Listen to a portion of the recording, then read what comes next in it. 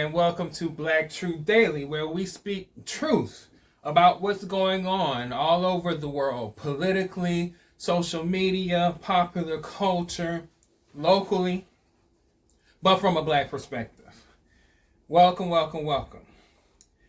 You know, let me start by saying something plainly and calmly, because when truth is spoken plainly and calmly, it goes a whole lot further and touch a whole lot more lives when it's spoken plainly and calmly. Jasmine Crockett is who they fear. She is what they fear. Not because she is loud, not because she's anything radical, because she's clearly an establishment politician. And it's not because she's disrespectful, but it is because she is an unapologetic, intelligent Black woman with a purpose. And that is key. She knows what she is doing. She knows where she is going. She is intelligent and well articulate to express it. And she has purpose. And America, for a very long time, has always seemed to have a problem with that. Check Jasmine Crockett out on The View in her latest appearance. And they say 30 years. So tell everyone why you feel that's not going to be a problem. Well, I'm not going to say it's not going to be a problem. But I will tell you that I plan to get it done. Listen, I am used to being underestimated. You know, people that know my story know that I actually only won by 90 votes to get to the state house. And as a freshman, I was handpicked by my predecessor to then go to the U.S. House. Listen, what I did is I evaluated the numbers. The numbers are clear that we can win. Texas is a non-voting state. As you noticed, she wasn't yelling. She wasn't being belligerent. She was not speaking out of anger. She was just simply expressing herself. And America is uncomfortable with Black position. They can deal with Black emotions. Hell, they can even deal sometimes with Black anger. And they have found a way to somehow manage Black grief. But it is Black clarity that presents the biggest problem. That is what's dangerous for them. Because clarity doesn't ask for permission. Clarity doesn't audition for approval. It just tells the truth, and then it sits back and it waits.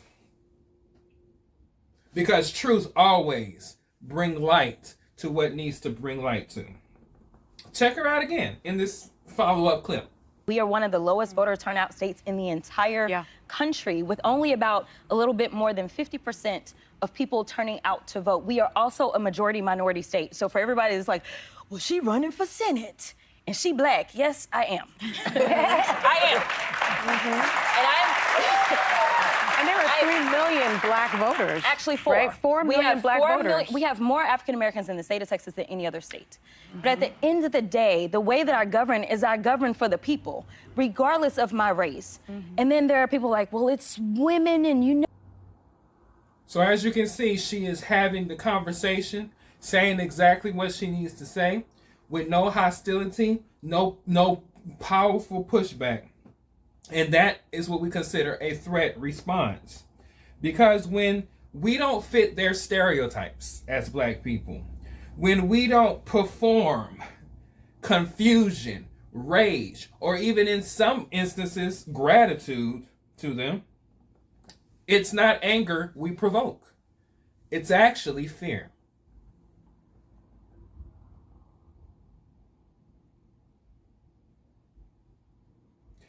And the fear is not that they're scared of us. The fear is that the script that they have for us no longer serves us and isn't working. It is fear that someone Black is speaking fluently, speaking clearly, with clarity, without translation. This is why they really dislike Jasmine Crockett. But the reality of it is, it's really not about Jasmine Crockett in the bigger picture. It's about what she is representing in these times as these, which is a generation of black leaders that understand, like Jasmine Crockett, law, that understands, like me, history, and that understands the consequences, have lived long enough in this experiment we call America to understand what's going on, and we do not soften ourselves for anyone else's comfort. We're willing to stand in the middle and tell the truth regardless of how it comes across. Check out Jasmine again. So over the weekend, the Trump administration forcefully captured Nicolas Maduro and his wife from Venezuela without notifying Congress. President Trump is saying the U.S. will run the country of Venezuela and its oil reserves in the meantime. How do you see this playing out? What's next? Well, I mean, we've seen this play out before. I guess this is one of the reasons that some people don't want us to know history, is so that we are doomed to repeat it, and seemingly that is what we are doing. Here's the problem. The biggest problem that I have is that it was illegal. Everything that this administration does is illegal, and so as you can see, Jasmine Crockett is quite unapologetic, and they have been trying to target her and talking about her. I've seen instances in which they've called her ghetto. I've seen instances in which they've called her pretend ghetto because she went to private schools and got a pretty good education. But she's unapologetic about who she is. She's a competent, intelligent, strong, unapologetic, intelligent black woman with purpose. She doesn't shrink. She doesn't apologize. Simply, she just says what she needs to say. And they have an issue with that.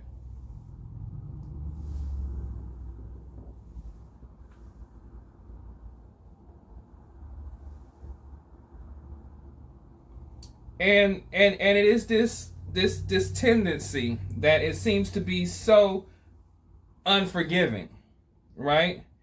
Because this is a system that is built on black silence, black quietness, black erasure. Because history shows us that they don't like when we speak out, or when we speak up, or when we tell our truth. Black people aren't punished for being wrong. They know what we're saying is the truth. We're usually punished for being right without their permission. And Jasmine is a perfect example of that. However, Jasmine Crockett isn't here to make Americans comfortable. She is here to speak the truth and to make the truth unavoidable. And that is why they're afraid. But I'm going to give my respect and hats off to Congresswoman from Texas, Jasmine Crockett. I think we're actually mutuals on TikTok or something. And I would love for her to come onto this show and me and her have some real unfiltered, unadulterated truth about what's going on and what's at stake in America in 2026. Correction. Those years go by so fast. And so, yeah, I would love for her to come on. So, Jasmine, Congresswoman Crockett, I extend that to you. I know this isn't a big show yet, but I extend you an invitation so that you can come and share your unfiltered, unadulterated black truth. Because that's important. And I commend you for your bravery. And she's not the only one. There's Ayanna Priestley. There's Ilhan Omar. There is Simone Saunders. So many black women who are stepping up to the platform and speaking truth to power. Reminiscent of many women in history like Ella Baker, Coretta Scott King, Fannie Lou Hamer, Ida B. Wells, Mary McLeod Bethune. So they're keeping a strong tradition of powerful, well-spoken, articulate, strong black women speaking the truth.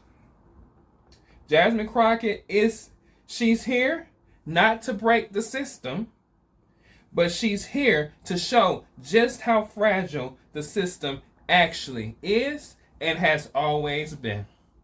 And for that, we send her our blessings and we send her our well wishes and our salutes. Thank you, Jasmine Crockett. Speaking of fragility, or should I say American fragility, this is how the news cycles work in the United States many times, right? Right now, the mainstream news has a story that's all over the place, all over, everywhere. And they're focused on the ICE killing in Minneapolis of Renee Nicole Good. As they should, right? As they should. And we're going to say, yes, her death is a tragedy. It is quite tragic. And it deserves to be spoken about, and it deserves accountability.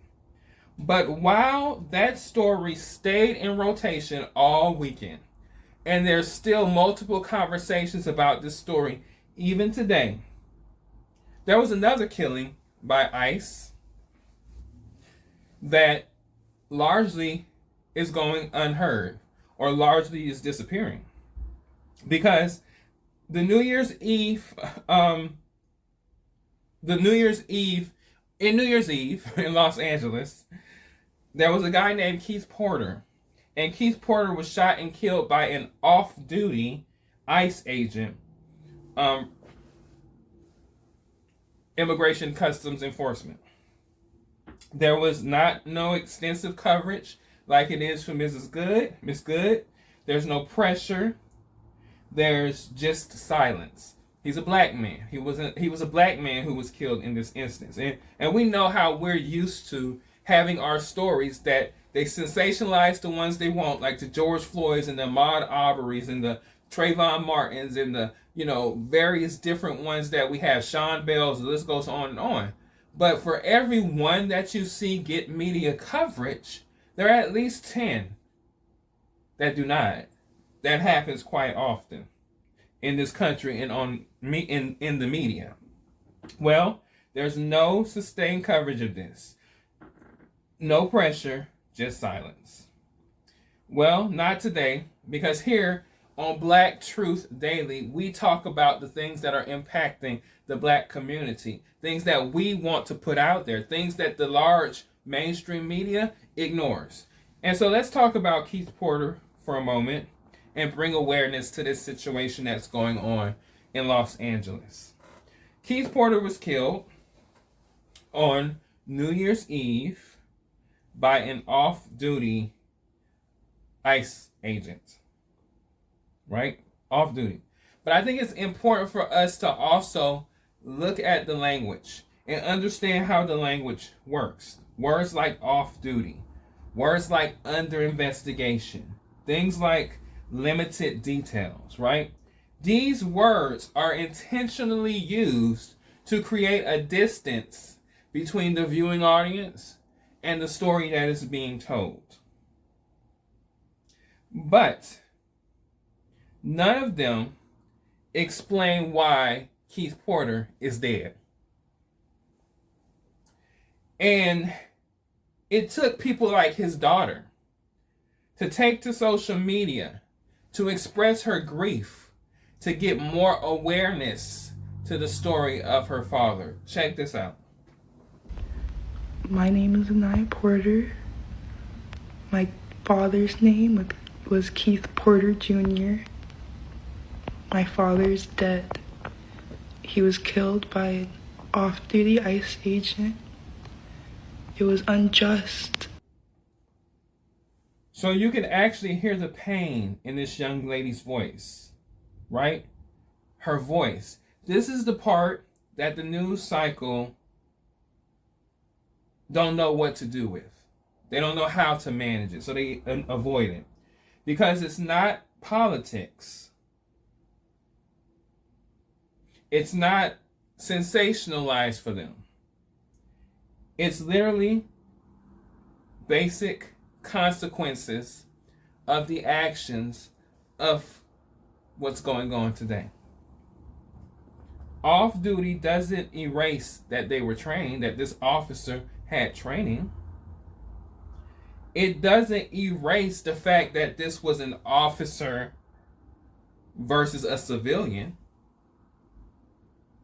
It doesn't erase the power dynamics that were at play. So when an encounter ends in some type of gunfire, some type of tragedy of someone being killed, and we don't get to pretend that this was just two civilians having an interaction and one of their lives is taken. This is actually a situation. Check this out.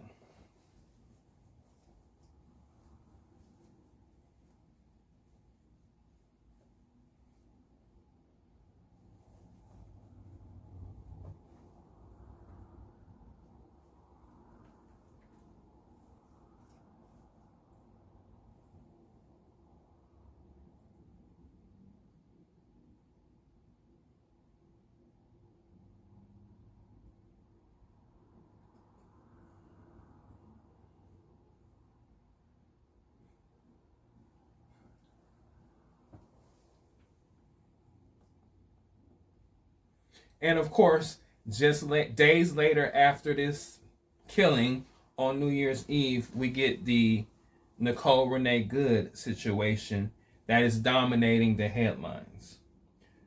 One story stayed alive, one story vanished. And when stories vanish, so does the accountability.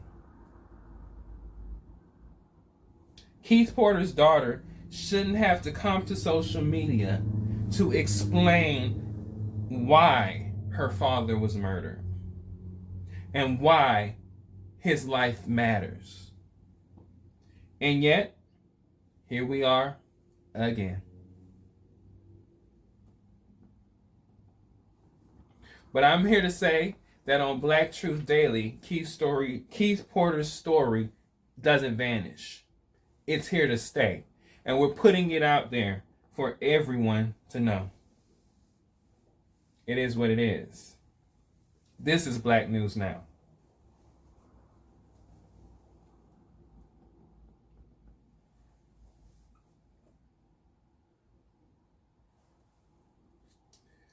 Now, here on Black News Now, on Black Truth Daily, this segment, we don't just talk about how we lose people. We also talk about how we remember them. And so we're going to take this moment of the show to pay homage, to pay respect to a legend, what I would consider a Hollywood legend. And that is actor T.K. Carter. Actor T.K. Carter, you may have known him from various projects like Punky Brewster.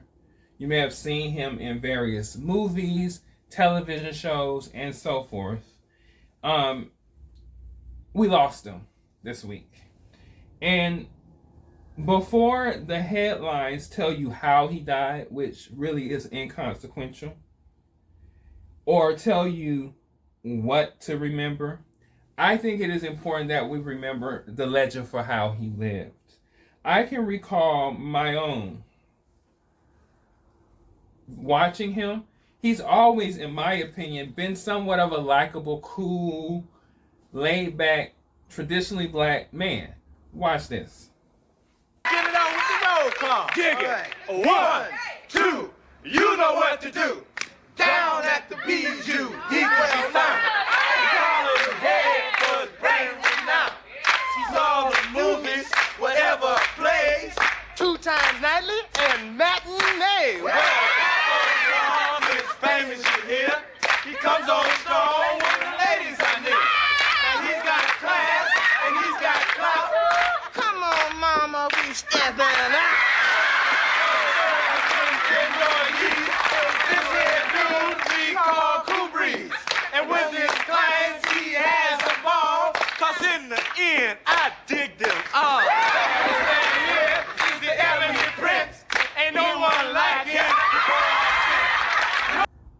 So it's important to know that Brother Carter was working, right?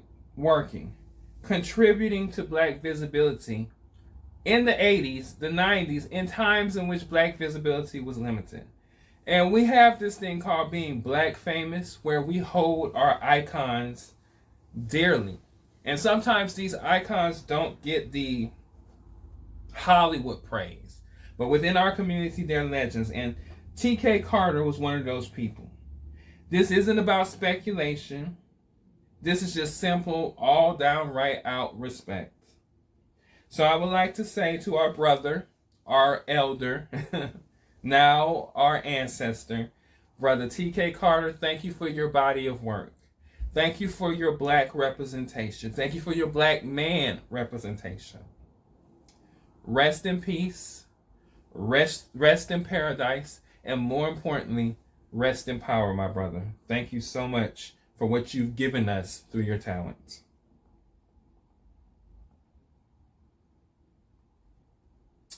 The stories we cover here, also that we cover here on Black Truth Daily, don't just stop within our borders. Obviously, we talk about the black world. So now it's time to talk about the black world. Our first story is interesting. It's about Burkina Faso. If you haven't been living under a rock, you know that Burkina Faso has been reorganizing itself in a powerful way that is impacting Western Africa.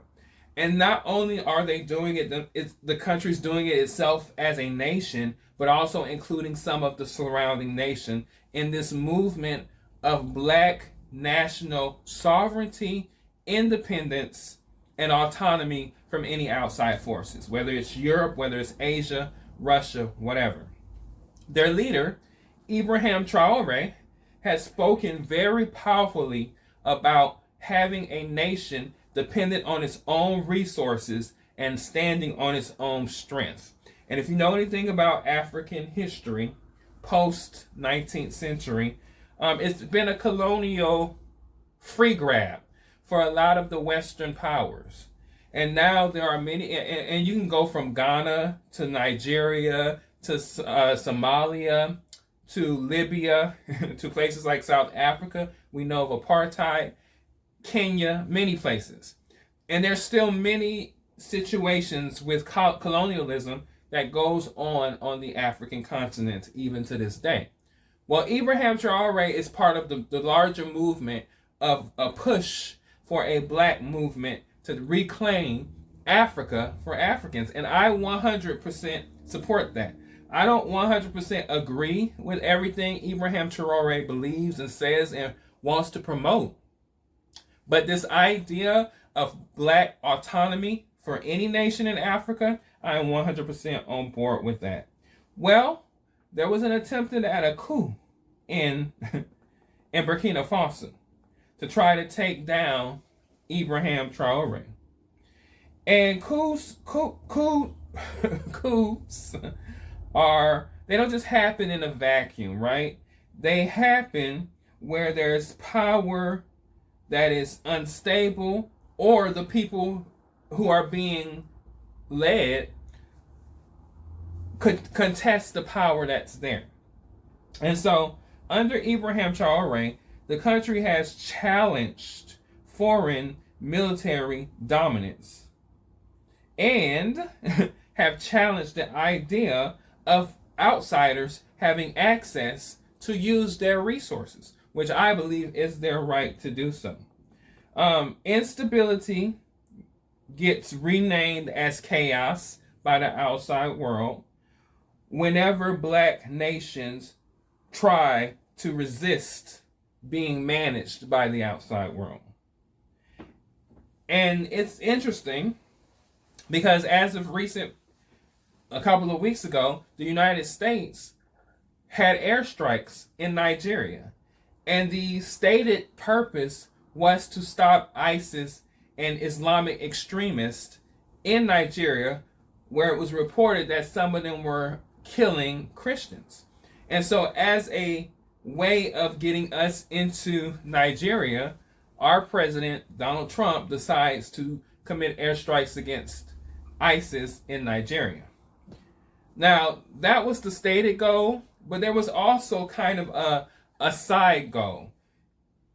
United States and other outside forces have been paying attention to Ibrahim Traore, Burkina Faso, and the Western expansion of self-control in Africa. And so those strikes in Nigeria was just as much a warning shot to Burkina Faso, who that's not that far from Nigeria, to be aware of what the United States is capable of as well. So it was kind of also a way of showing the power of the United States. But like I said before, I am pro any nation declaring, especially in Africa and the Black diaspora, declaring itself independent from and autonomous from outside influences. But you know, this isn't just African news, obviously. This is a global power news. And so that's why it's important for us to talk about it. On a lighter note, in Africa, a popular streamer here on Twitch and other streaming platforms with a massive following, I think last time I checked, he had nearly 48 million subscribers on YouTube, which is just phenomenal. It's phenomenal. He's a phenomenon. IShowSpeed took a trip to Africa, and he's actually been on tour going to several countries from Kenya, Zambia, Nigeria, South Africa. I mean, he is literally on a tour around Africa, and he's encountering and meeting with the people. Africa is sometimes seen as uninhabited, primitive. You know, the educational systems, I believe, in the United States teaches us hardly nothing about Africa today, and even Africa in the past.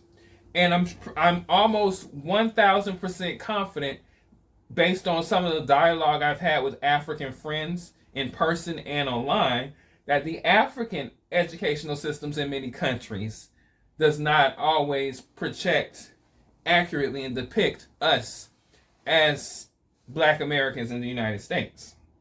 And so this is good, because watching IShowSpeed interact with the various different groups, from tribes to cities, seeing different customs, engaging in different customs, it actually allows us to see Africa as both modern and complex. And it also allows for them to see Black Americans without the distortion, without the outside influences of Europe, without the outside influences of the massive juggernaut that is the American media engine. This is very important, because this is education, but it is unscripted, it is mutual, and it is important that each side sees this. It shows that the diaspora isn't just simply nostalgia.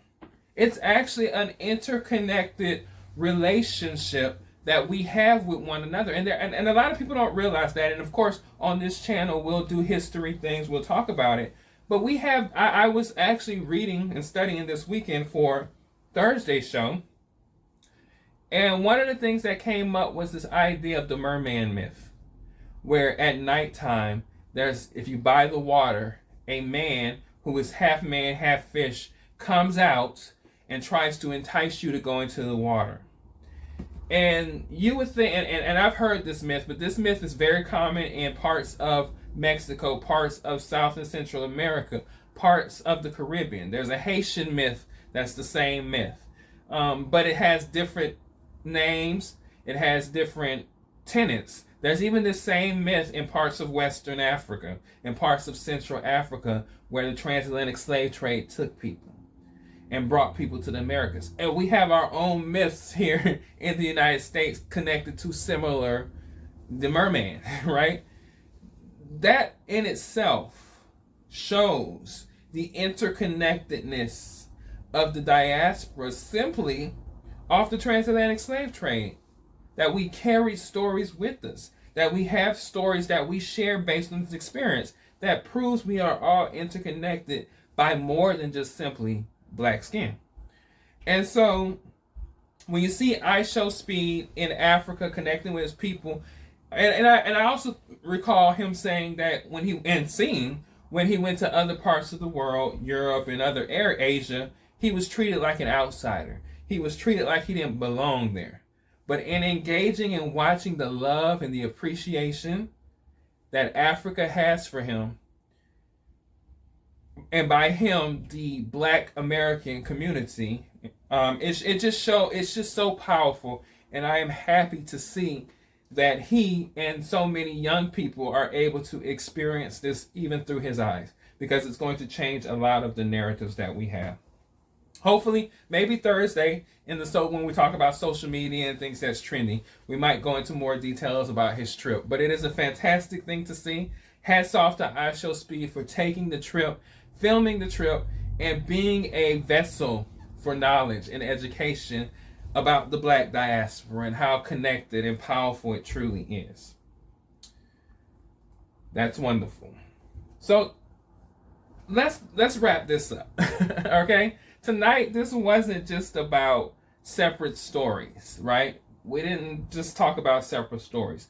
You can see an obvious pattern. From Jasmine Crockett's clarity to Keith Porter's erasure to Burkina Faso's resistance movement, and even to the diaspora reconnection that we are seeing and resurrection that we are seeing.